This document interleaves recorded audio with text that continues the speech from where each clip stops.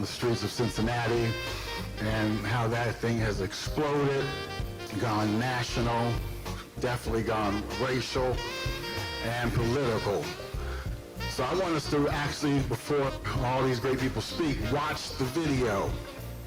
I want us to watch the video and see. Because one of the things, we've got 6 people arrested facing 29 and a half years. Some of their charges are the idea of inciting aggravated violence, inciting rioting. They're in charge with inciting. I want to show you today who did the inciting. Yes, sir. Who and what was the inciting thing. So Mikey, give me the first video.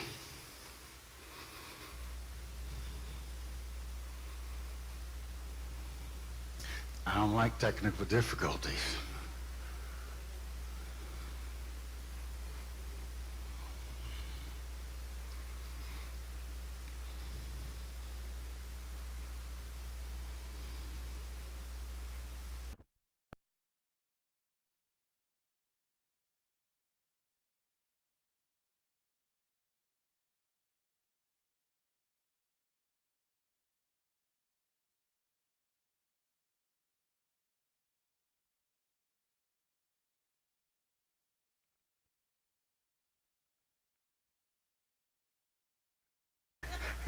This is part of the black church experience.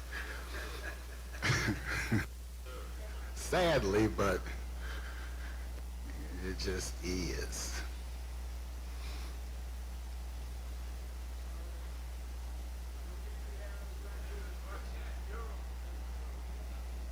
Yeah, it's true. All right, is that the... Okay, not that one. That's not that one. That one's eventually.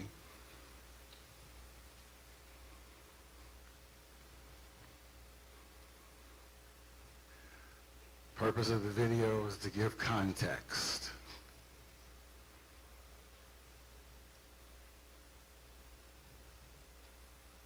The first one, the one I told you was first. Yes.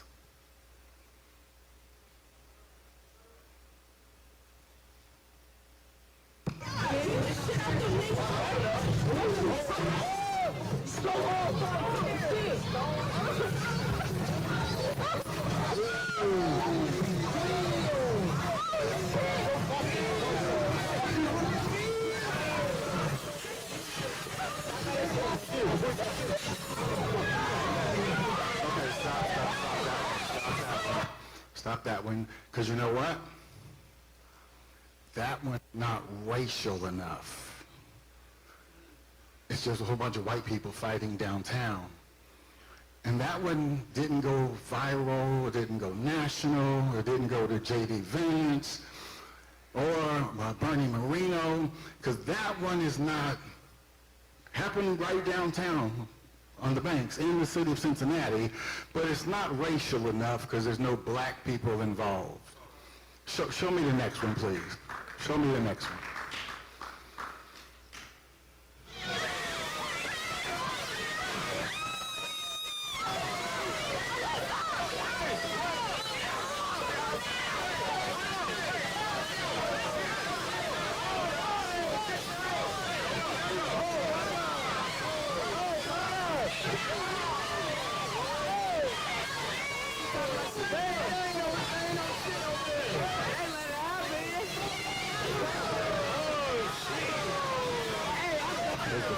Stadium. My first fucker friend.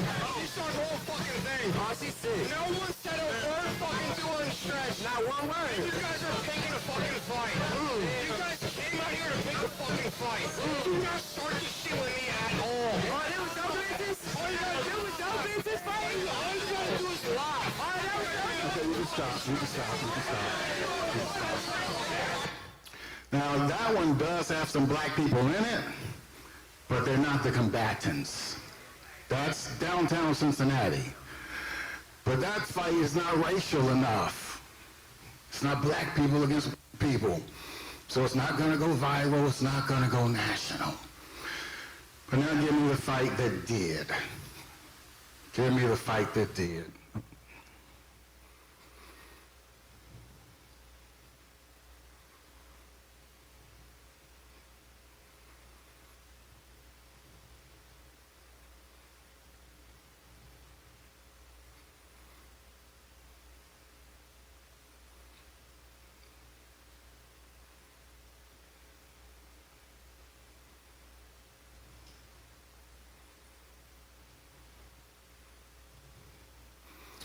The one in downtown. Make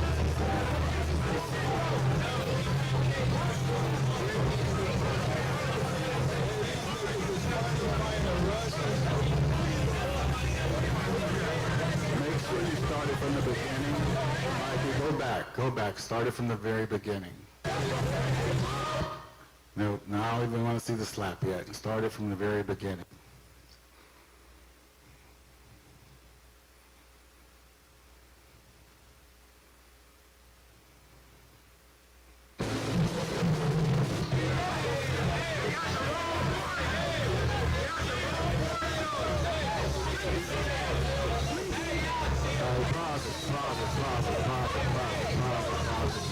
Pause it. So this one is racial enough. This one went viral. It went all the way to the vice presidency. So what you see now is the white guy and the black guy one-on-one squaring up. What you will notice is, I don't believe there's any punches thrown. There's a kick that didn't land. So it's this white guy in a white t-shirt and the black guy dressed in all black. Now continue to play.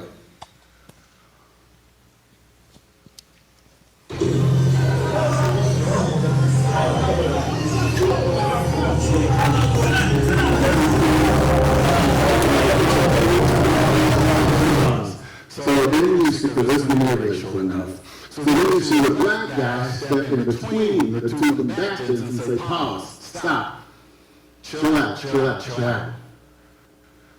Keep playing.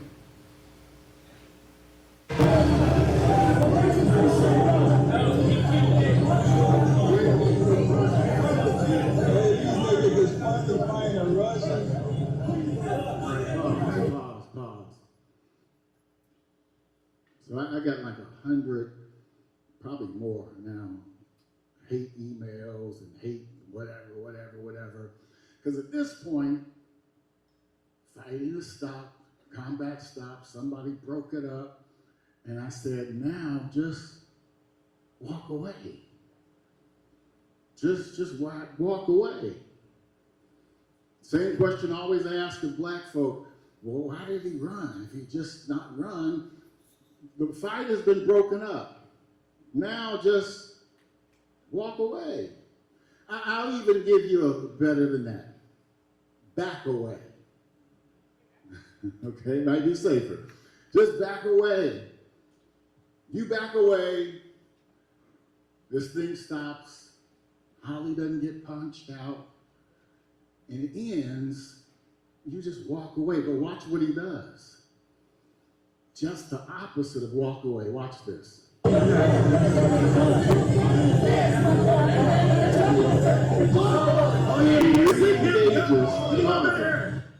Instead of walking away, fight was broken up, and he re-engages. He walks back into the ring and slaps not the guy that he was just squaring up with, but actually slaps a guy he had earlier squared up with. And I'm asking myself, how many black men did you think you were going to whoop that night?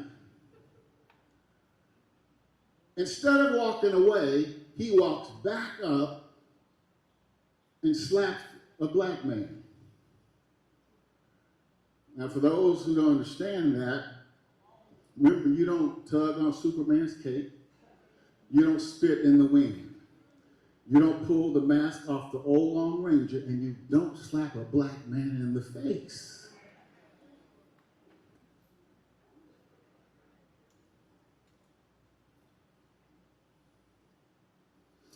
He slaps the black man in the face. And then I'm assuming that's when the riot starts.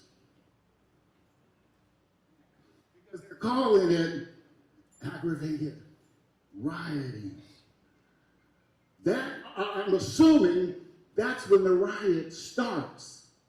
They're charged with inciting a riot. Well, the riot doesn't happen until after the slap. So what incited and who incited the riot? If the riot is because of the slap, who incited the riot? And why are the only people charged, again I'll say it, are the ones who look like me?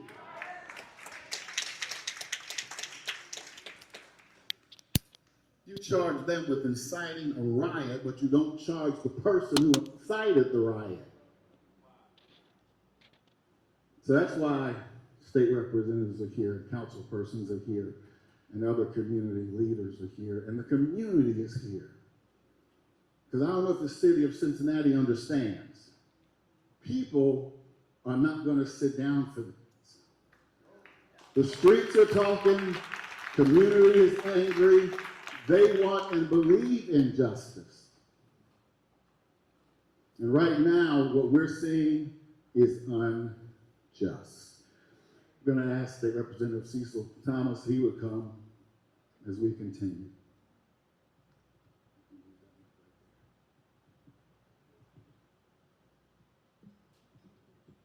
Thank you, Reverend.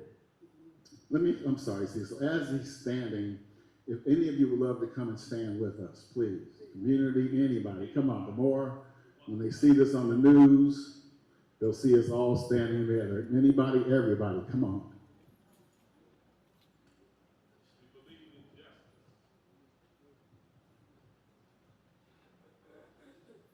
Yeah, this is a powerful showing.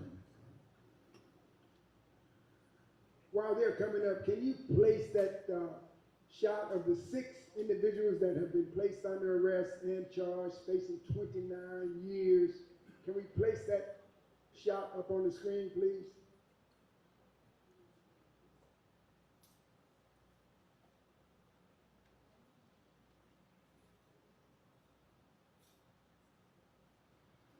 There's the 6, facing 29 and a half years. And they're still coming, so we don't want to start until you know everybody's is like an altar call. That's in the black church. All right. All right, very good. I'm State Representative Cecil Thomas. I'm wearing 2 hats today. I'm also the newly elected president of the Greater Cincinnati chapter of the National Action Network.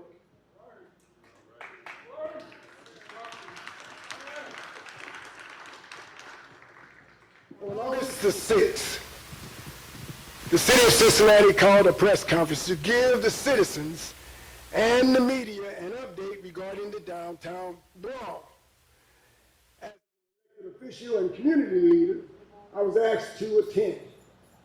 I welcome the opportunity with hopes of gaining more insight as it related to the brawl. Unfortunately, I and other African Americans in attendance were disappointed. We were expecting more details regarding the arrest and warrants for the white male that slapped the black male, triggering what has been referred to as aggravated rioting. However, we only heard there were 6 individuals charged and 3 had been arrested. All 3 were black, leaving 3 white. Towards the end of the conference, a reporter asked specifically whether the white male was one of the remaining 3. That question wasn't answered. We left with only an understanding that maybe 1 or more of the other 3 were white.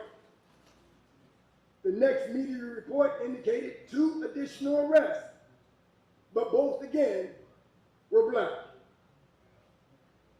And finally, the sixth arrest, and again, an African American. Since that press conference, we have been asking why the individual who slapped the black person that ignited what has been identified as aggravated rioting wasn't under arrest. One statement made by Chief Fiji indicated, and this was at the press conference, that the person who was slapped had hired a lawyer and wasn't talking to the police. If that was true, it would explain why the white male hasn't been charged with that specific assault. However, the black individual who was slapped is not needed for the charges of aggravated rioting or inciting to riot. The video speaks for itself. The method by which this situation has been handled raises serious questions as to whether there's bias involved in the investigation. It also brings into question the possibility of a lack of integrity and whether there's something else to hide.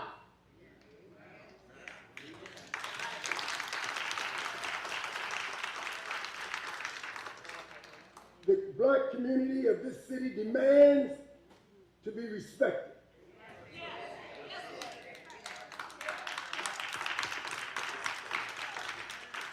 And until justice is fully served, this city cannot and will not move forward. The white person that assaulted the black person and triggered the alleged riot should be charged immediately.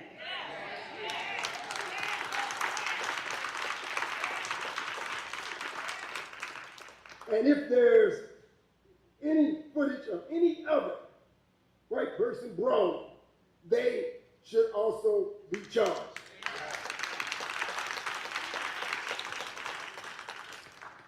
That's my statement. I was also reached out to by a very well prominent member of the clergy, my bishop, Scotty's bishop, the Bishop of Christ Emmanuel Christian Fellowship, Bishop Michael Denton. He was not able to be here, but he submitted a statement and asked if I would read it.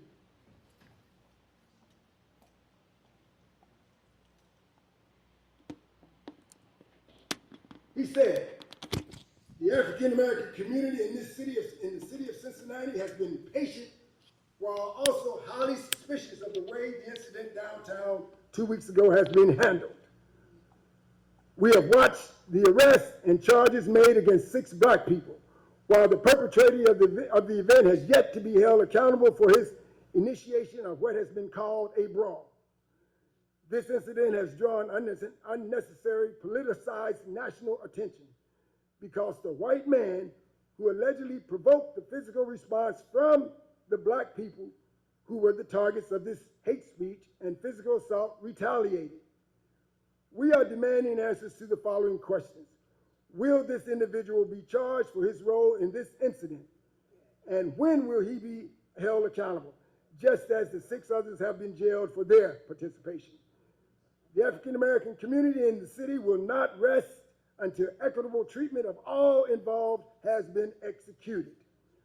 We are looking to city officials who bear responsibility to act in these cases to speedily and with a commitment to justice bring a resolution to this issue. Bishop Michael Dantley.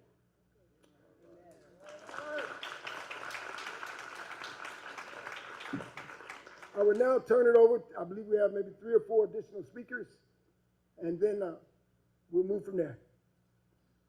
Well, let the other speakers speak, and then you go with the. Leslie.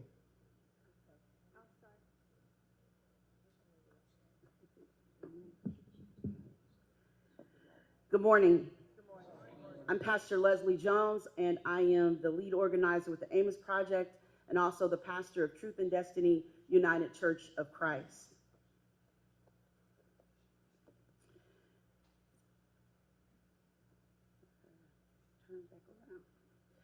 As people of faith, we stand grieved and outraged by this recent brawl in Cincinnati, the unrelenting wave of gun violence and the arrests that have followed. These events reflect not only moments of chaos, but the consequences of long-standing disinvestment in our communities. The normalization of violence, the failure to prioritize the prevention of peace over punishment. We hold in prayer all those that have been harmed physically and emotionally and spiritually. We mourn the lives already lost to gun violence and stand with the families and neighborhoods living in fear, frustration, and grief. Yet we also sound a clear and firm call: do not politicize our pain. Let no public official, news outlet, or institution use these incidents to stoke fear, reinforce racist stereotypes, or justify over-policing and mass incarceration of our people. Our communities are not battlegrounds for political agendas. These tragedies demand moral clarity, not political theater. Our faith compels us to respond with truth, justice, and compassion. Yes, we believe every human being is made in the image of God. Jesus stood with the marginalized, the criminalized, and the brokenhearted. We also are called to be peacemakers, but don't get it twisted.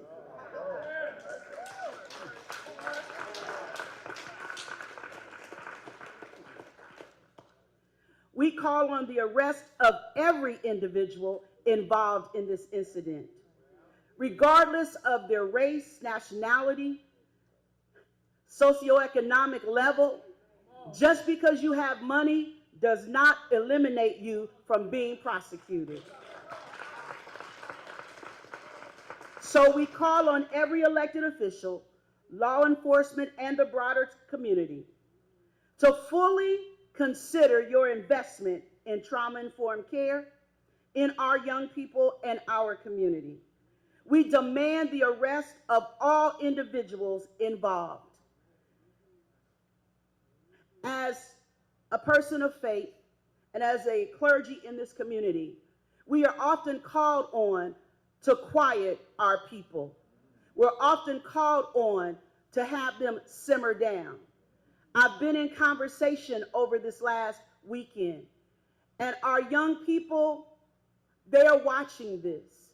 They pointed out there was a brawl. There's not been just one, there's been 2 and 3 over this weekend, and the majority of the individuals were white, and there has not been a national or local outcry.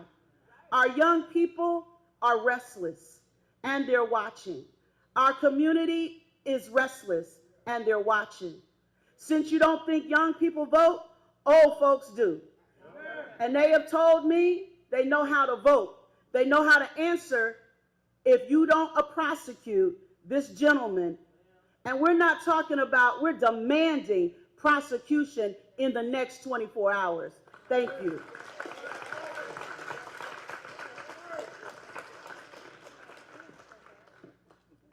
Good morning. I'm Tracy Hunter. I'm the senior pastor of the Western Hills Brethren in Christ Church in Cincinnati. I'm also a member of the Coalition for a Just Hamilton County. I represent both today. While I can unequivocally state that we do not support violence in any nature, form, shape, or fashion, we are here today because of the injustices that we have identified in the handling, or rather mishandling, of this incident now classified by law enforcement as a riot. I became both a lawyer and a judge in part due to the inequities of treatment that I witnessed in the criminal justice system. I watched African American youth and adults be improperly charged, overcharged, and over-prosecuted, while Caucasian individuals were either never prosecuted, undercharged, or under-prosecuted.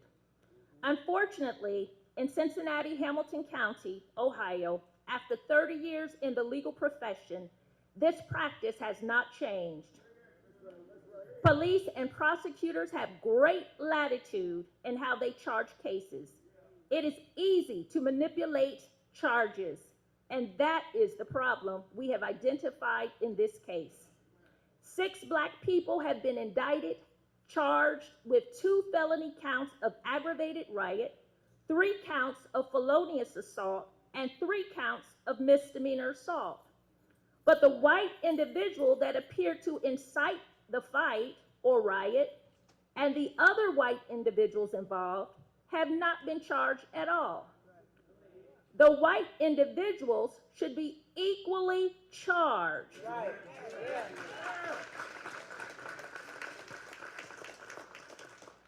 The white man clearly seen slapping the black man that was charged should have been charged with Ohio Revised Code 291701 entitled Inciting to Violence, which states that A, no person shall knowingly engage in conduct designed to urge or incite another to commit any offense of violence when either of the following apply. 1, the conduct takes place under circumstances that create a clear and present danger that any offense of violence will be committed. And 2, the conduct proximately results in the commission of any offense of violence. B, whoever violates this section is guilty of inciting to violence. If the offense of violence that the other person is being urged or incited to commit is a misdemeanor, inciting to violence is a misdemeanor of the first degree. If the offense of violence that the other person is being urged or incited to commit is a felony, inciting to violence is a felony of the third degree. The white guy clearly engaged in conduct designed to urge or incite 6 other people to commit violence under circumstances that created a clear and present danger that an offense of violence would be committed, and in fact was committed, when it resulted in the commission of violence offenses allegedly by 6 others. The white guy's actions, based on the video evidence alone, met both prongs of Ohio Revised 291701. Because those 6 individuals were charged with aggravated assault, which is a felony, the white guy incited or urged 6 other people to commit a felony, which means based on Part B of the statute, he should be charged with inciting to violence, a felony of the third degree.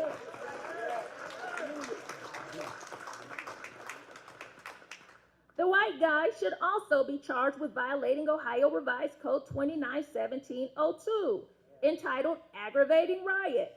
The statute reads A, no person shall participate with 4 or more others in a course of disorderly conduct in violation of section 291711 of the Ohio Revised Code. 1, with purpose to commit or facilitate the commission of a felony. 2, with purpose to commit or facilitate the commission of any offense of violence.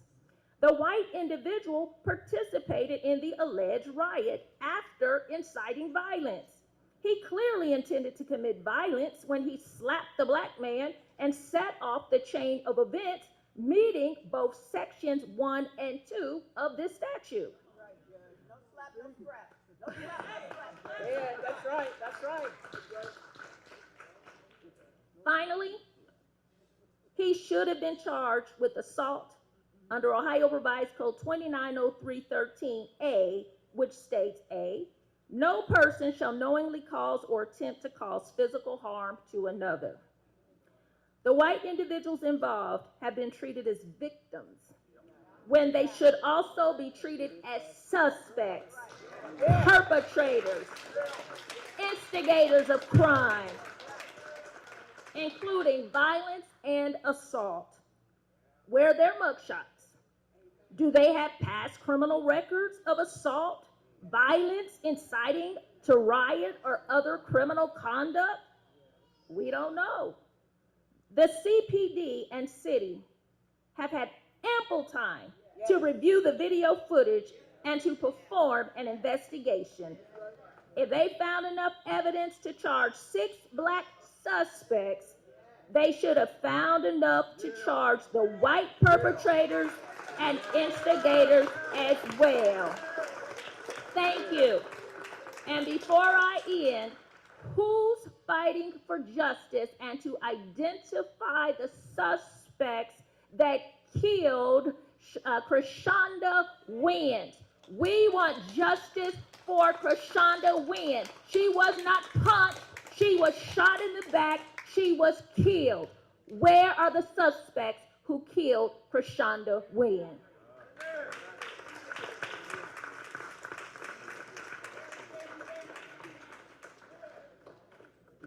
Allow me to put a bow on everything that's been said. And before I do that, all the pastors that are here, would you please raise your hand? All of the pastors. Thank you, thank you, thank you. Thank you, thank you, thank you. Greatly appreciate you. You know, let me say this. This fight that took place June 26th has been, as Pastor Lynch pointed out, racially and politically skewed from the beginning. We allowed, and I'm saying we as a city, have allowed right-wing pressure to move us in a direction that we had no intention of going. J.D. Vance and Bernie Moreno have dictated the direction of this investigation. We cannot bow to and allow political pressure to skew criminal investigations. We as a city have blown this one. We as a city have missed the mark on this one. We cannot allow more than 24 years of diligent, good work done by the collaborative agreement to take us down a road that we got off of 24 years ago. It is obscene to allow that to happen. We cannot stand idly by, and I won't, as an elected official, to allow us to go backwards. Too much good work has been done. A lot of blood, sweat, and tears have come as a result of where we were in 2001 to where we are now. It would be sinful if we as a city allow that to happen. Those that never intended any goodwill for the city of Cincinnati, J.D. Vance, Bernie Moreno, and the right could care less about what has happened in this city up until July 24th. We as a city were on the right track. We need to get back on the right track and allow the judicial system to do what they are supposed to do in the right manner. Once again, we missed it as a city. I'm one of those people. If I miss it, I'm one of the first to say we missed it. As a city, we missed it. But now we got to get back on the right track. Thank you all for your support. We are not going anywhere until justice prevails. Thank you very much. Thank you, Scotty. So first of all, let me thank Pastor Lynch for showing us those videos, because sometimes if we don't see it, we don't believe it. If you don't see discrimination, it's easy to say it doesn't exist unless you live in it. So that was good to see. Thank you, Pastor Lynch, for that. Thank you, Cecil Thomas, the Cincinnati president of the National Action Network of NAN, for pulling us all together. Thank you, all of the ministers who are here and all the people in the community who showed up. I want you all to know that we are fighting for justice. We saw the video.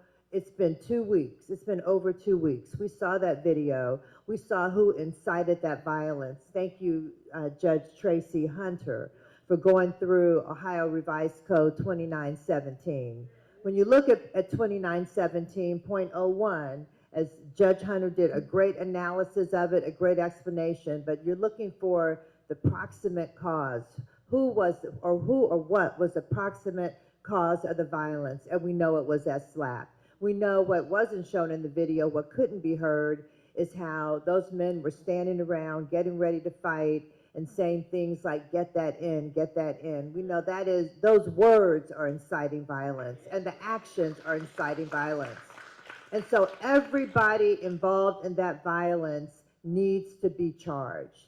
And we cannot divide by race and say only the black people are charged, but we're not going to charge the white people who incited the violence. That creates more racial tension in our city, and we don't want that. We don't want racial tension in our city. This is not where we're going. Councilmember Johnson pointed out, we've come a long way in the past 24 years. We have come a long way, and we cannot afford to step back. But that means justice has to be done. That means people have to be treated with equity, with equality. They have to be treated with justice. And we haven't seen justice in this case. And we've waited a long time. 2 weeks is a long time. It's enough time to go over the evidence, do the interviews, look at the videos. That's all been done. It's time to make these charges. It's time to do that today.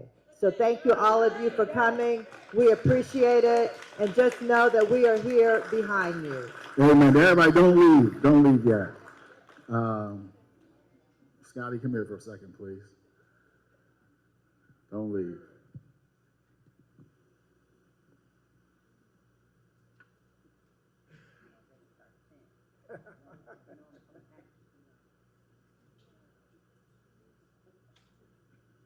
Lock him up today. All right.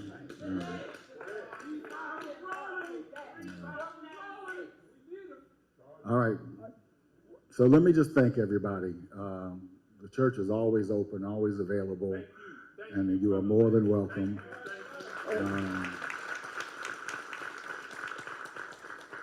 If there are no inciting of violence charges on the other man, then guess what?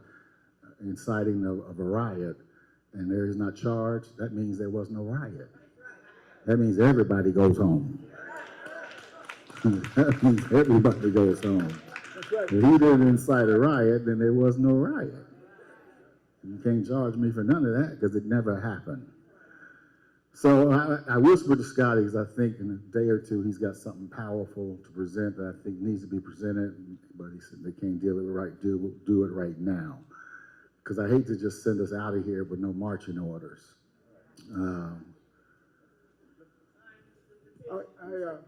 Very quickly, I'm not going to go deep into it right now, but there is something in the chamber that is coming if there isn't a move to justice.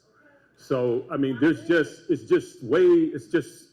we're in 2025 and we're having these conversations. That's the sad part, to be honest. And as Pastor Lynch and others have gotten hate mail, mine is stacking up too. But, I'm just built different. I'm going to always walk in the right direction and the godly way to get things done. You hate if you will. Don't vote for me if that's all good. But I got to walk the way the Lord has intended for me to walk. So really hang tight. Within the next 48 hours, you may be hearing something different, the marching orders, as Pastor Lynch talked about. But really, thank you all for caring about this city as the vice mayor. We're not going backwards. We're not going backwards. So thanks.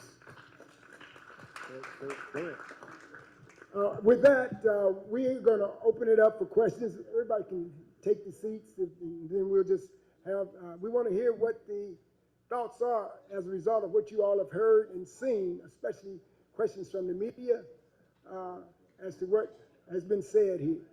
Because we don't want anybody going out here with some misunderstanding. We want all the facts. We want everything reported as factual.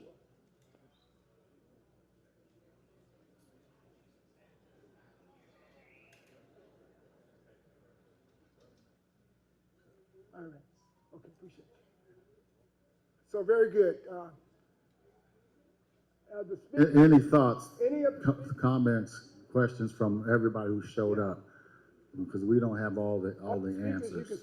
You got a question right here, Cecil. Yes. The press right here. Scotty Johnson.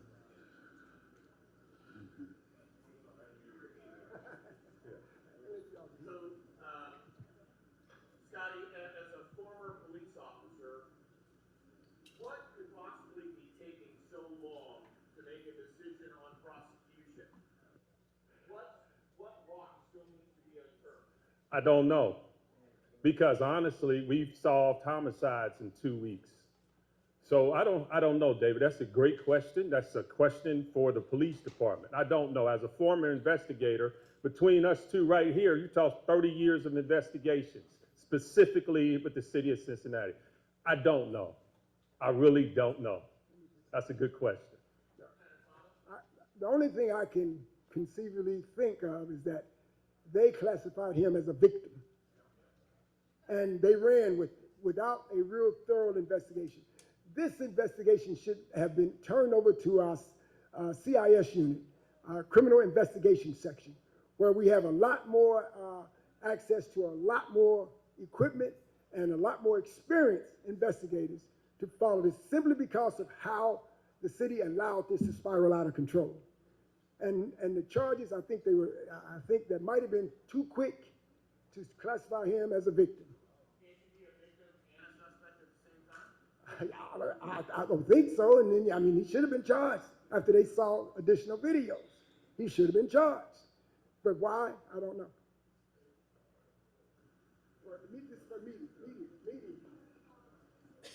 Media first. Media, yes.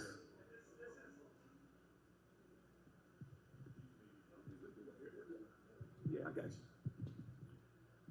Scott Wortman, Cincinnati Enquirer. This is open to anyone who wants to answer that or has a reaction, but is there any reaction to the Cincinnati FOP calling for the city to terminate Iris Rowley's contract?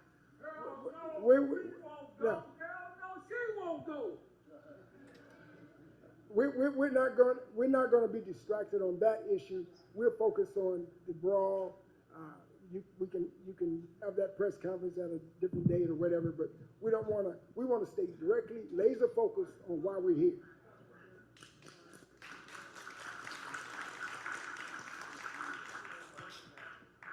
Yes, ma'am. He's gonna bring your mic back.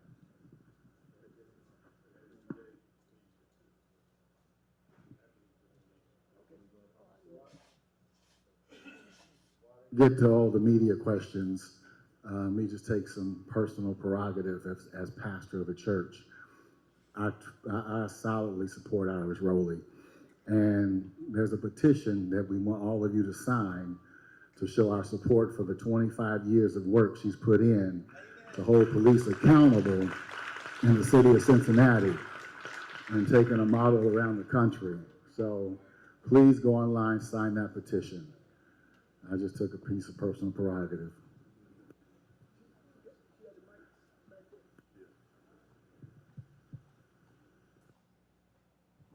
Yeah, hi there, Danielle Dindak with WLWT. So I just have a question. I know there's lots of videos that Chief DG said that they were going to release 2 weeks, well, over a week ago now. She did release that body cam very late on Friday. We do know that there are some city cams down there too.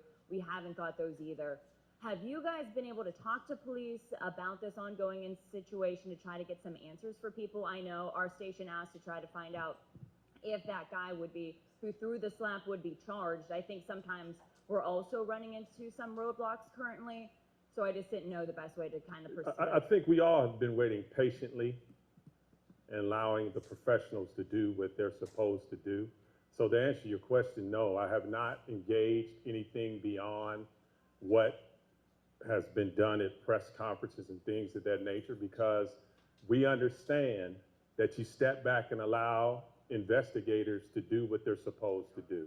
So to answer your question, no, ma'am. And I had asked the question directly, but what I was getting was additional arrest is imminent. That's all I kept getting, and that's why I was thinking, well, the other three, and as it went forward, I saw 6 finally, and then I still asked the question, and they said, well, additional arrests are coming. Where are they? That's what we're saying. Yes, sir. Right here.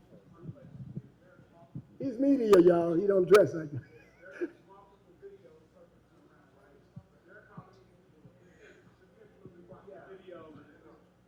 I saw a video. Start your question over. Okay, I'm sorry. They're considering these people a victim, right? I watched a particular video where the officer, this is body cam. My question is, when the officer got there, I noticed on camera there was a guy to the left of him that had on a bloody shirt. Holly was asked, when she has a concussion. She was brutally beat.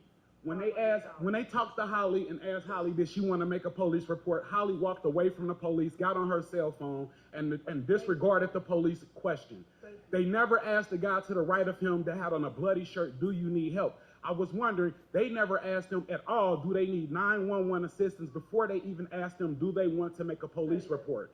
Before a police report, I would think if you see a guy with a bloody shirt, a woman with a concussion, you would ask them, first question is, do you need medical attention? Amen. I watched this police body cam, not civilians cameras, this police body cam, this police officer start his investigation, and he went straight to, do you want to file a report? And he still had hesitant responses at that point. I am trying to figure out, when was Holly discovered to be brutally beaten? Right. What you just expressed, along with a whole lot of other stuff, we need transparency.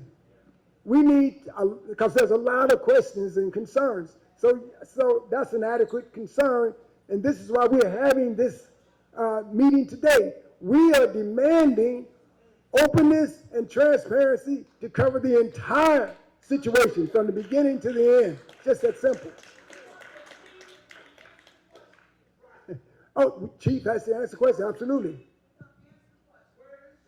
Any other media questions before we go to any other media?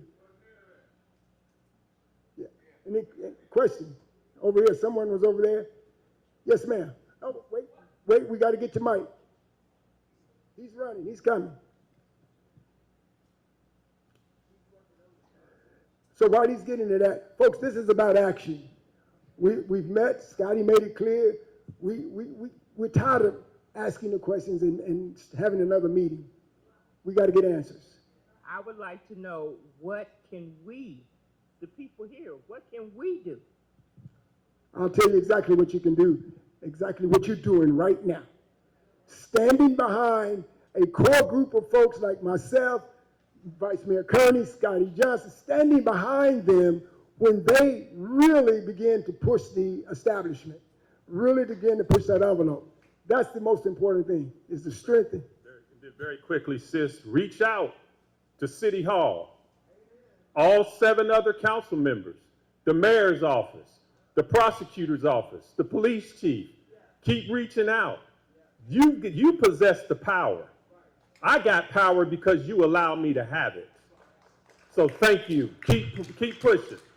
And one last thing, I'm going to comment on this. I was on city council. Whenever somebody came down about a complaint, it might be 1 or 2 people with them, council would listen and say, okay, thank you for your testimony, whatever.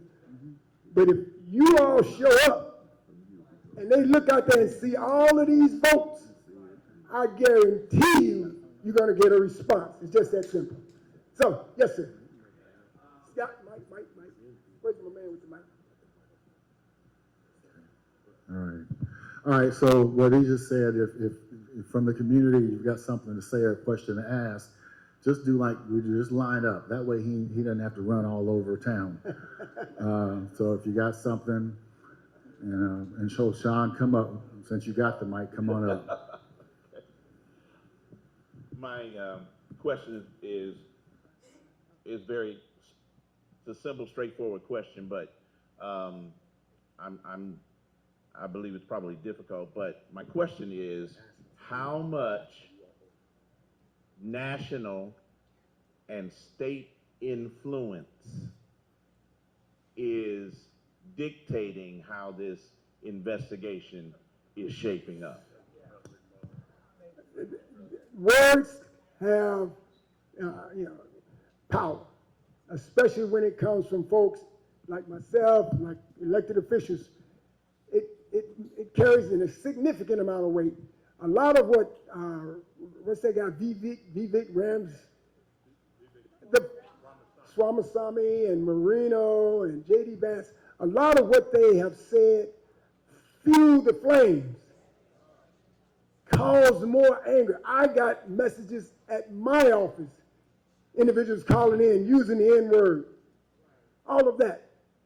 It's fueling, it's fanning the flames, rather than allow us, which is a great city that we worked extremely hard. When I heard aggravated riot, they ain't seen a riot. Go back to 2001. That's a riot.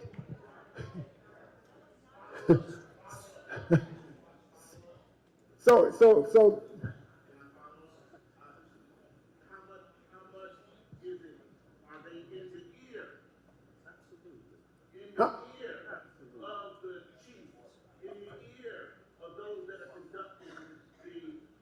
well, see, that's what we don't know, but we have to conclude that somebody's driving the narrative for what's happening now. Okay, who's next? I would just like to make a comment. Oh, I don't know how, I'll just try to speak louder. Okay, I just had a comment. I've seen news coverage with Bernie Moreno, and he's talking about this policing, increasing policing. So the only comment I said, how do you police racism? And deep-rooted feelings that hate. You can legislate people, but you can't legislate the heart. Right. You see, so if someone's got it in them that the racist attitudes, like all the hate mail that's been going around and the scattering the flyers all over our community, we don't buy into that. You're not going to change their minds. We just have to stand up against racism whenever it shows its ugly head, as it's showing it now. We got to stand up, and this is why we had to take over the narrative, the black community, because they were painting this as all these black folks did this. No, and this is why this is so important. We manage the narrative. Thank you. Have the authorities Identify who you are. You're great, one of the greats. Have the authorities basically investigated the fact that within 10 minutes of this, before all this occurred, that the individual, the white individual, was having a confrontation over a drug deal? Have they thoroughly investigated that? Wow. Well, see, now, again, here's something that I'm assuming that someone passed this on to you. The person who sold the drugs to him. Okay, so right now, as it stands, all right. Now listen up. As it stands, that's hearsay, but it's worth investigating. And so that's something that we will add to. The investigator needs to talk to this individual. We'll figure it out. But again, thank you for that information. We would need to know that. Thank you. I gotta write that down. Yes, sir. Bishop Sonny James, first and foremost, for all the haters that might be watching, we come in peace. We come sharing the love of God. But there comes a time when Jesus himself found himself facing a necessity to overturn some tables. My question to us good people, God-fearing people, are you tired of sitting down when it's time to stand up? And I'm asking you to stand now. Stand to your feet literally to show that the time is now. The time is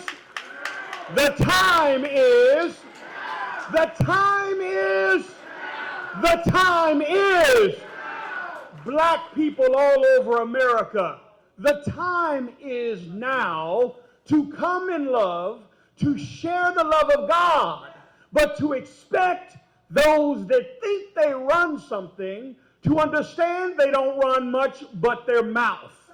This is not for the powers to be. This is for the people. The time is. No. That's my question and my statement. Thank you. Yes, sir. Identify yourself. My name is Mike Gill. My question is, do we know if the people who started the whole thing are even still in the country?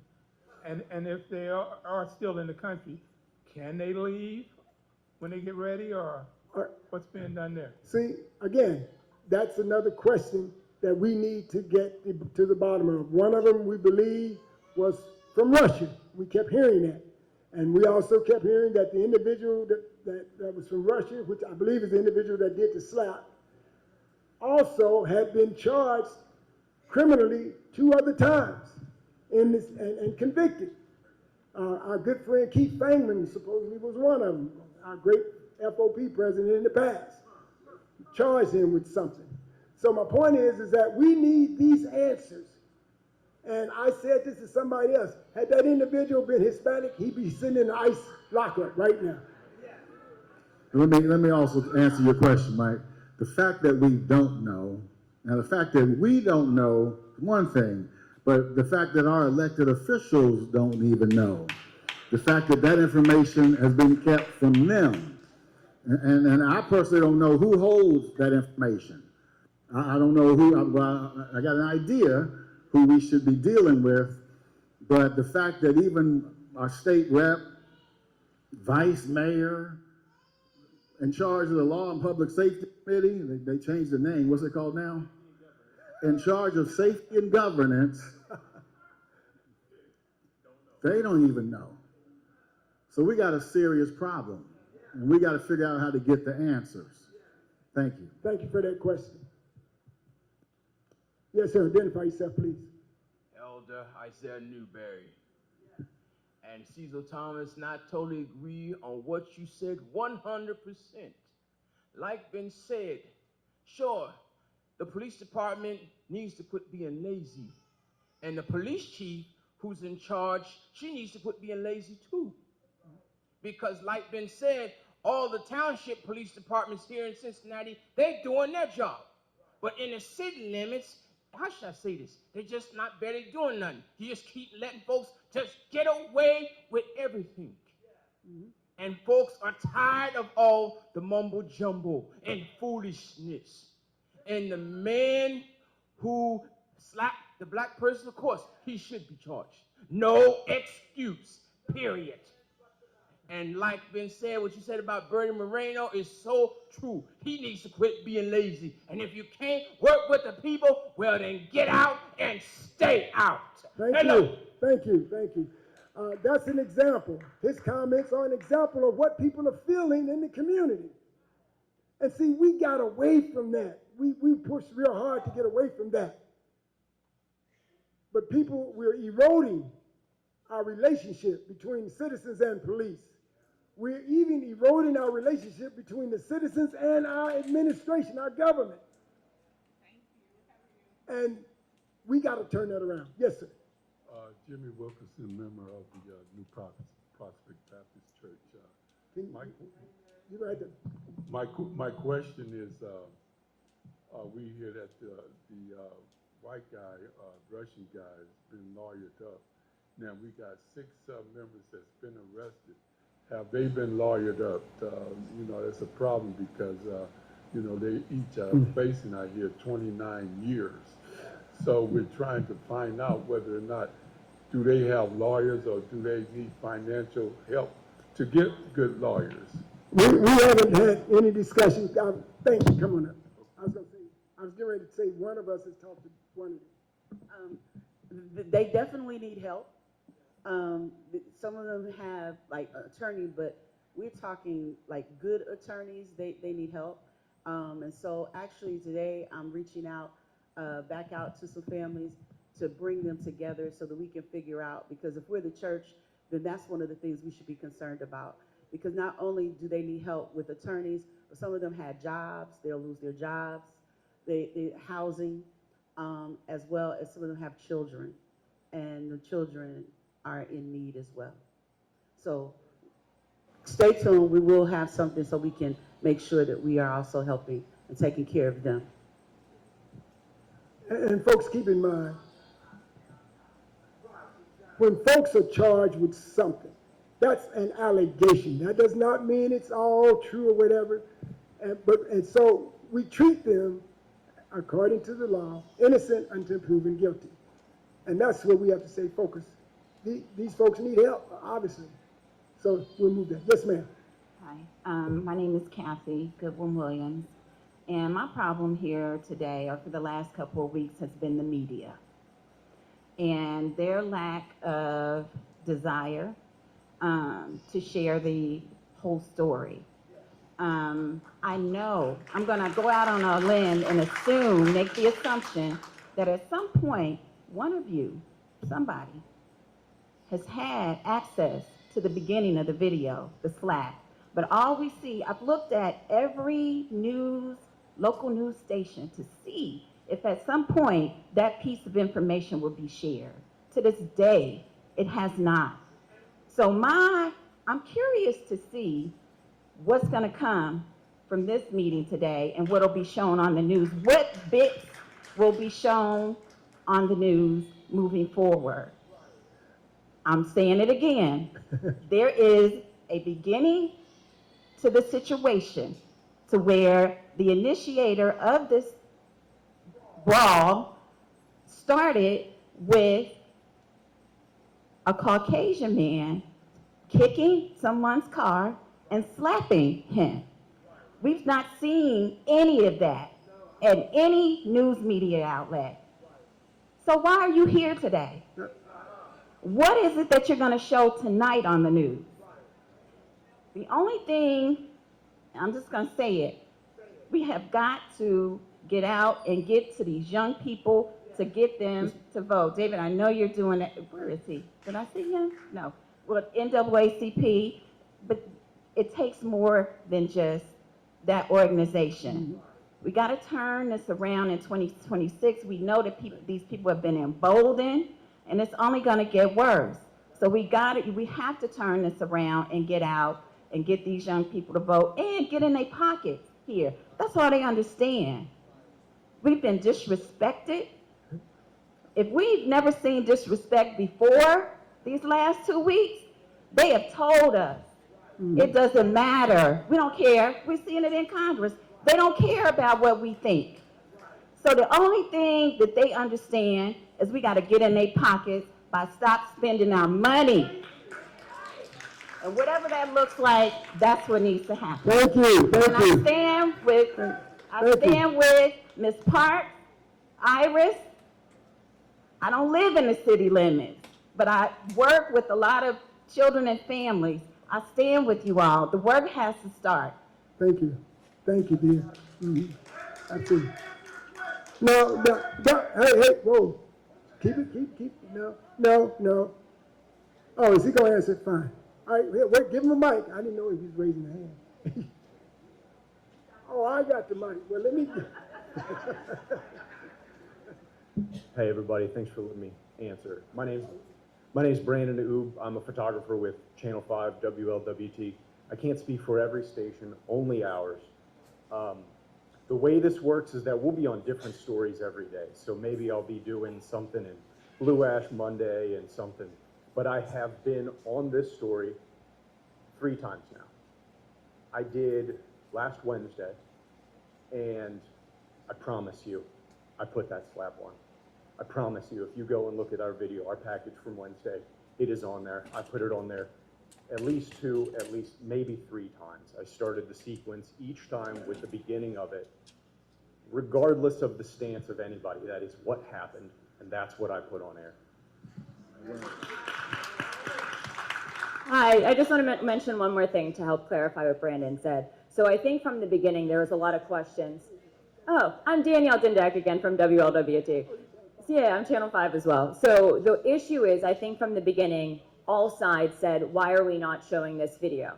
We know it's out there on social media, but for us, we have to get permission from the person who took it. So for example, if he took that video, we can't just air that on our station. We have to reach out to him. And a lot of times there's actually multiple different videos of that video out there. So we have to ensure that we get to that right person then to put it out. So I know that for us, for example, that's why it took so long, because it actually wasn't until after on Friday that we actually had a gym owner who was out there taking video. And I think we all explained that when we aired that entire video. who said, hey, you can now use this, you just have to make sure you use my name, and then you're able to start using that. And I know as Miss Kearney and Scotty Johnson, they were there when our station also asked, will that man who threw the slap be charged? We asked that from the beginning, so I understand everyone's concerns, especially when it comes to videos, pictures. Why is that not out there? I know we have to get the courtesies and different things like that. So, very good. Give them a hand, folks. And in all fairness as well, at the mayor's press conference, that question was specifically answered after Reverend Lynch had spoke. She followed up with the question asking the person that Reverend Lynch referenced, will he be charged and arrested? But the chief went in a different direction. She said something totally different. So, and I wanted to find out who that reporter was because, man, I knew that they were asking the right question. But I don't know, was it you?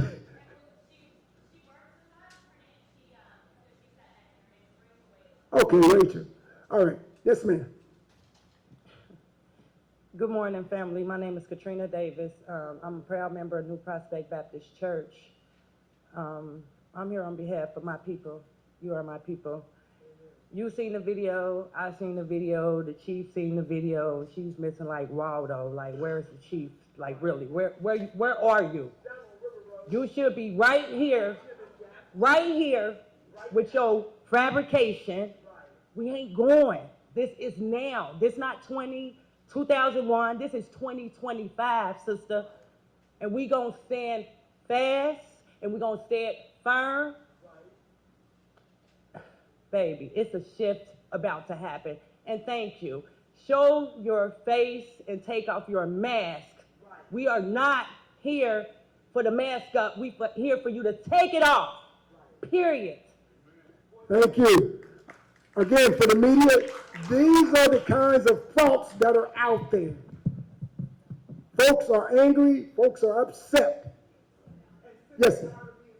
Sick and tired of being sick and tired. Yes. My name is Stefan Pryor, a proud member of New Prospect Baptist Church also. Two things. I saw the video, and we see who agitated the fight first. If they do not get charged, they should drop the charges for the other people that's locked up now. So we need to stand behind those guys that's locked up right now, and the young ladies too. And the mayor, he should have been here at this press conference too, because he's running the city. He should have been here also. And right. And on the state level too, Cecil Thomas, I'm gonna shift the question too. My cousin Shatika Mitchell got shot, drive-by, got shot also on Walnut Street. And the young lady Christie just got shot on Green Street in Vine. And they need more tougher laws at the State House, brother. You and your colleagues that you work with. Y'all need to do more tougher laws up at the State House level all the way down here, because unsolved black murder is not getting solved. Unsolved, brother. Got too many. You can find a brawl, but you can't find these senseless killers that's out here shooting at black women at the same time, brother. So you got to do your job too, Cecil Thomas, and your colleagues, Cedric Denson and the rest of them. Donnie Iverson, all them. You need tougher laws. It starts from the State House. They always say that. So we need to do your part too, brother. Thank you, thank you. You're absolutely right. Hold me accountable. But one thing I used to tell everybody when I was on city council, if you can't count to 5, you just blowing smoke. There's 99 members in the House, 32 or 34 now are Democrat. There's 33 members in the Senate, only 9 are Democrat. So I can scream and get all my folks to sign up with me. The other side's gonna say, get out of here. We ain't gotta talk to you. You ain't got enough votes. That's what we're dealing with. Hey, send me some help. Next, yes, sir. Yeah, I'd like to get you all's perspective as to whether the response to what happened down Identify who you are for the media. My name is Mwalimu Keita.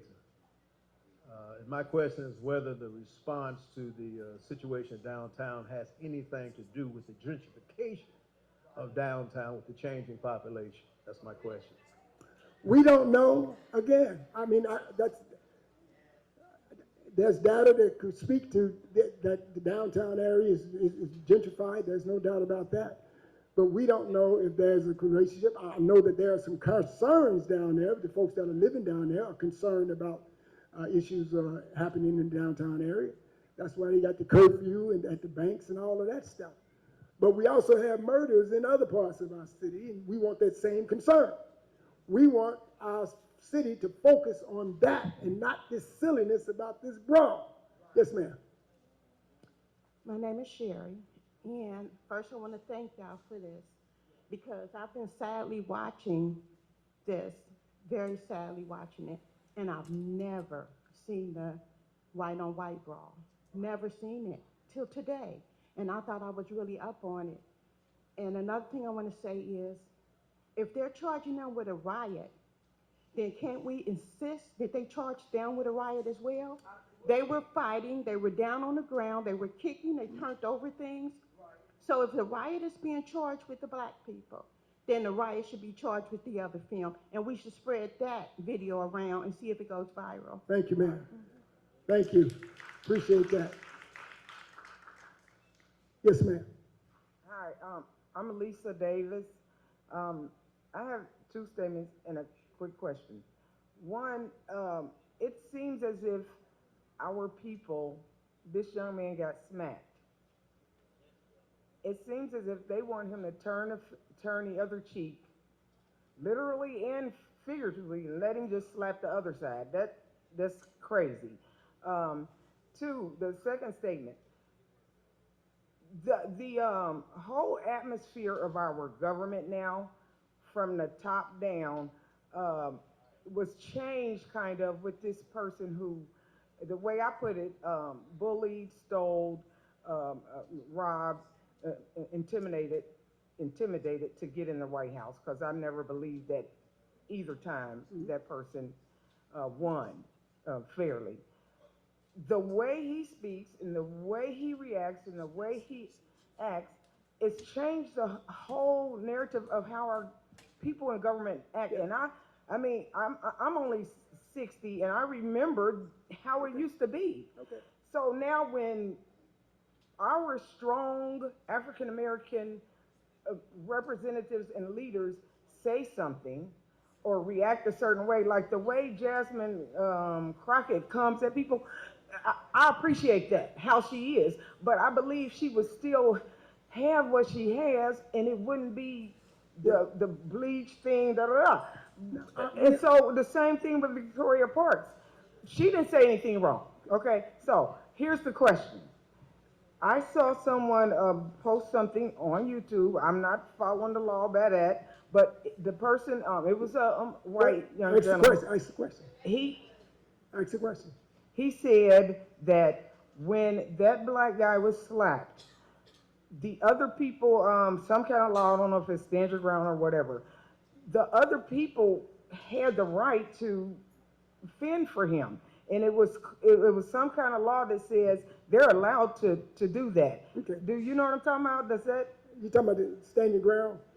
Does that make sense in that situation or no? Let's talk off camera. Yes, sir. Well, because I don't know the answer. And then no sense, maybe you should have somebody who, I don't know what you're talking about. Yeah, so the law says that, David Winter with Channel 12, and by the way, we've shown that slap on several occasions. I personally have, and called it out and said, look, here is the white guy slapping the black guy. We've said it. So just to let you know. But it's not part of stand your ground. It's part of a self-defense defense. So if you are going to if you are going to use self-defense, part of self-defense is defending someone else. So the answer is yes. Okay. Thank you. I didn't know that. I didn't understand the question. Ebony J of Ebony J Media. I know earlier we spoke about the people that were arrested, the 6 people. Ms. Leslie said that they do need help with getting lawyers and getting support. Do we know if the NAACP or the Urban League, are they planning to support or step up during this time to support all the things that's taking place? Do we know anything? Well, I can't speak for the NAACP.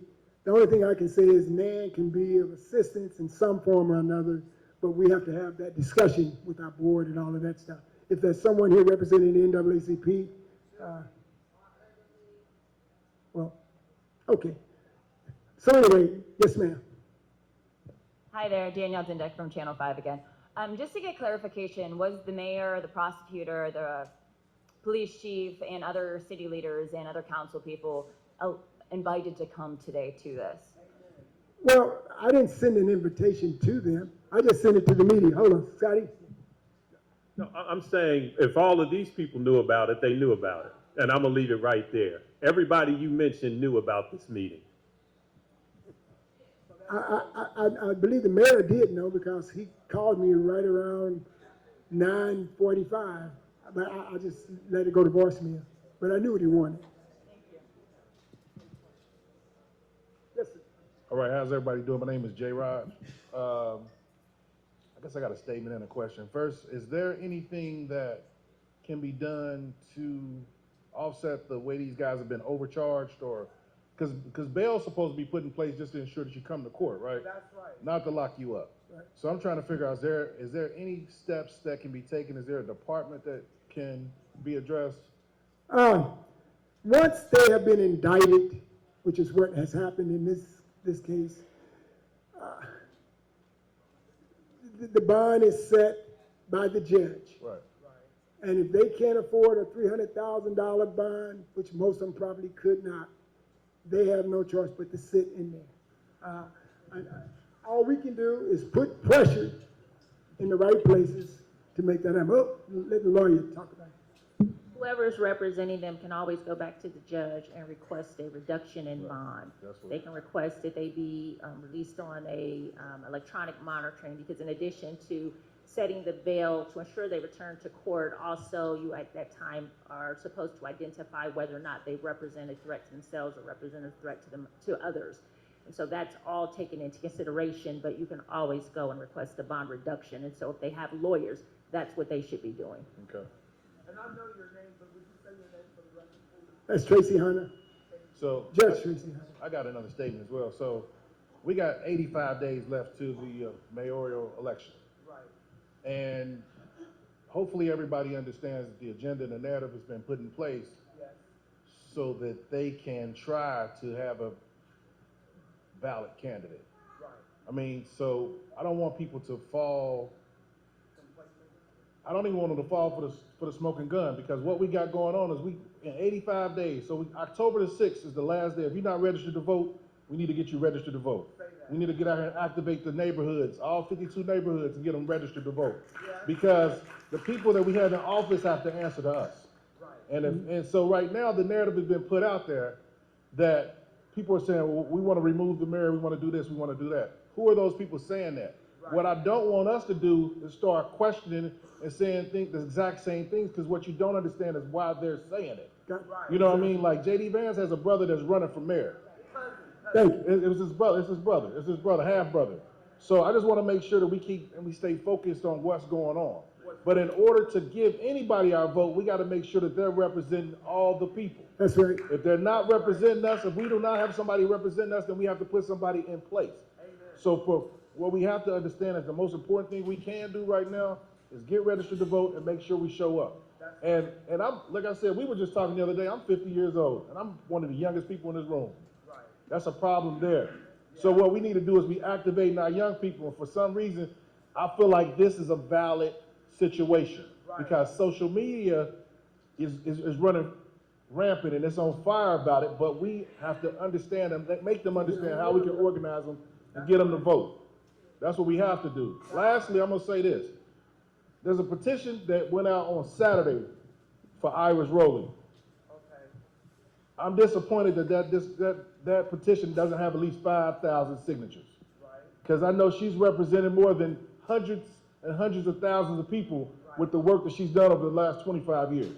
Hallelujah. So if you haven't voted, if you're not registered to vote, you got two things. I need you to do two things. I need you to get registered to vote. Amen. I need you to make sure you show up to vote, and I need you to sign the petition for Iris Rowley.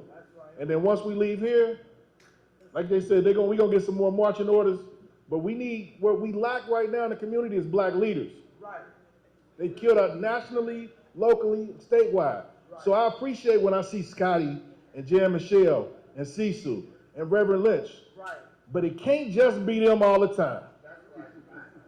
I said, because like I said, I'm 50 and I'm younger than, so I'm gonna challenge the people, whoever see this, you're gonna have to stand up. It's gonna have to be somebody. It's gonna have to be somebody. It's gonna have to be somebody, and guess what? It can be you, because if you can organize 10 of your people, guess what? You're the leader of that group. We got work to do, and there's things that need to be done. And y'all sitting back and y'all don't understand the importance of it right now. And you think the elections and everything doesn't affect you, they do affect you. But I said, guess what? I don't want to come. Listen, I'm in the church, and like I said, I always said, end of the day, I'm going to wind up. This is probably where I'm going to wind up, but for right now, I just want y'all to get registered to vote. If there's somebody that you know that's not registered to vote, register them to vote. Sign that petition. Like I said, and don't be afraid to be a leader. All right. Thank you, brother. Appreciate that. You know, I never feel old until one of them young boys call me old school. I say, oh. My name is Ronald Miller. I'm from Ebony J Media. It's just more of a comment or a statement that I was reading from our page. Scotty and Miss Jan Michelle, we greatly appreciate what you do for the city. What they want to know on here is how can they support y'all? They feel like that you all are not getting help from your supporting colleagues. They understand no matter who's in your position, if she gets in your position, she still may have the same issues that Miss Jan is having in that position. So how can we support you? How can we support you in your position? This is what our community is asking.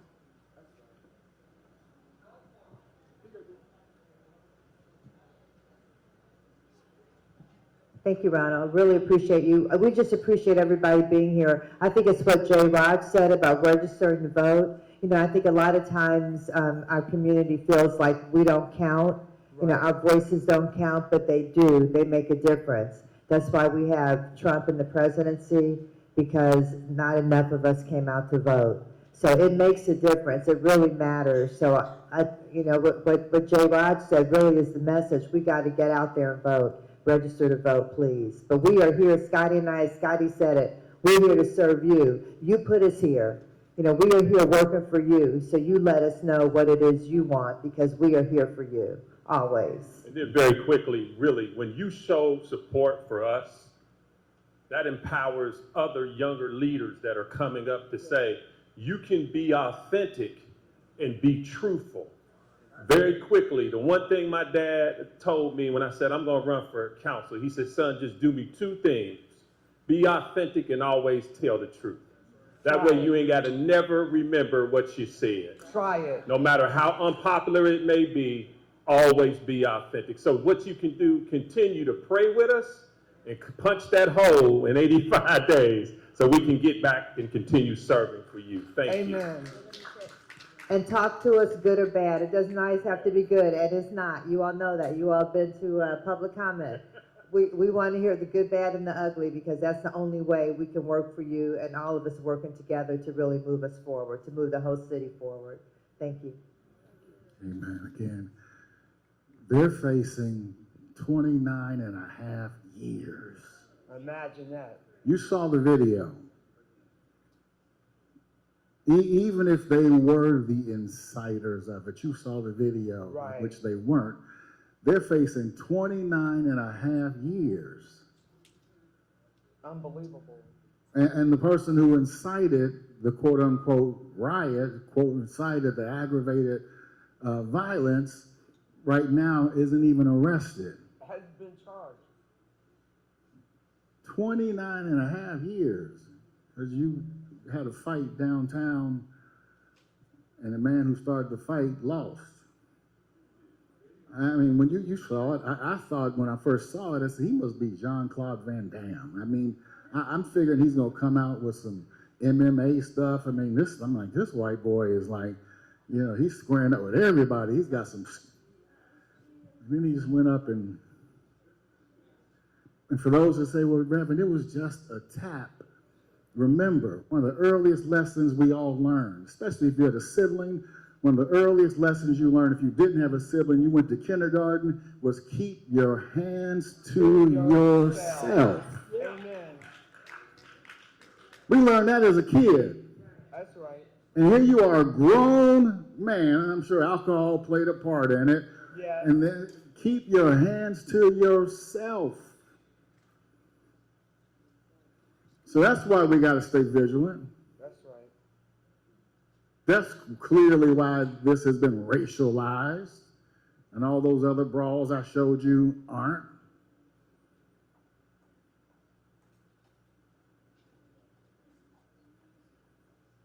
We did. This is to Scotty, J. Michelle, and Cecil, and all these electeds. We did what you asked us to do. We did what you asked us to do. You came into our churches, got acknowledged. I'm running for this. I'm running for this. We did what you asked us to do. We put in a whole Democratic slate with a Democratic mayor, with a Democratic prosecutor. We did everything you asked us to do. That's right. We did all the voting. Hamilton County, all Democrats. City Council, all Democrats. We did what you asked us to do. Now we demand from you and those who work under you justice. Right. We did what you asked us to do. What more can you say? We put all Democrats who hired the people that are in place. So we ask now for justice. Every charge of those 6 have that has the word incite or riot in it ought to be dropped. That's right. Every charge they have that has the word incite or riot.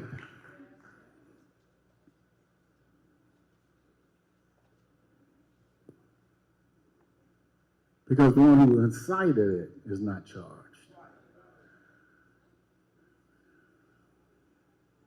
So basically, you got 6 people sitting down there with a $30,000 bond who are victims that walked away that said she didn't want help. You know good enough. So one of the Styx's mothers here, we're going to meet with her right after this to see what support needed and can be given. So again, I just say thank you. This was an awesome crowd. What was this? What time did we come here today? 10:30 in the morning, and we were here. Yes, ma'am. Yes, ma'am. I hear you. Oh, go ahead. I'm not just talking to you. I know, you're right. Excuse me, I'm sorry. I apologize. That's all right. Great afternoon. Is it 12 o'clock yet?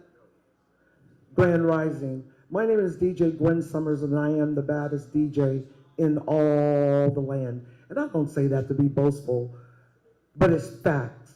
My question is to Connie Pillage, why hasn't the Caucasian man that slapped the African American man been charged? That's the one question. The other question is, why is it that we as a people, as human beings, can't be under one accord? I'm a proud past member of New Prospect Baptist Church.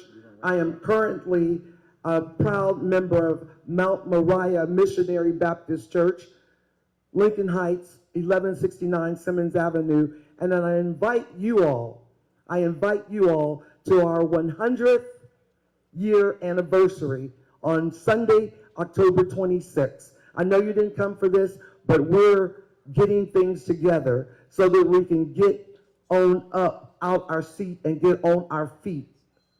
Thank you so very much, and God bless you. Oh, one final thing.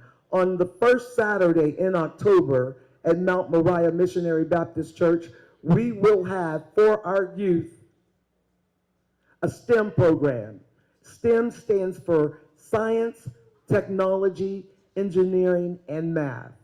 That will be the first Saturday in October.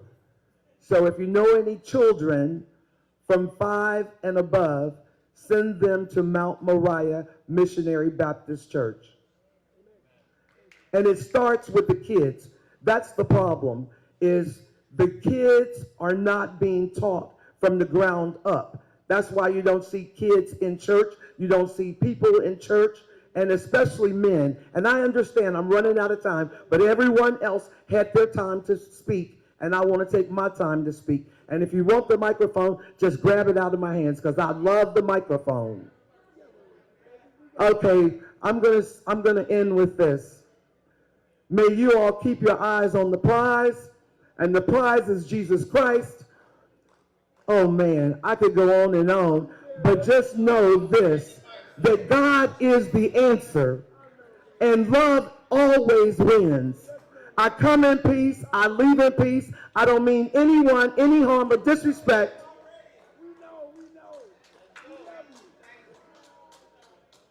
Vice Mayor, Vice Mayor, Vice Mayor, thank you so very much for your support throughout the years. I love you, with you. Peace and blessings. One love.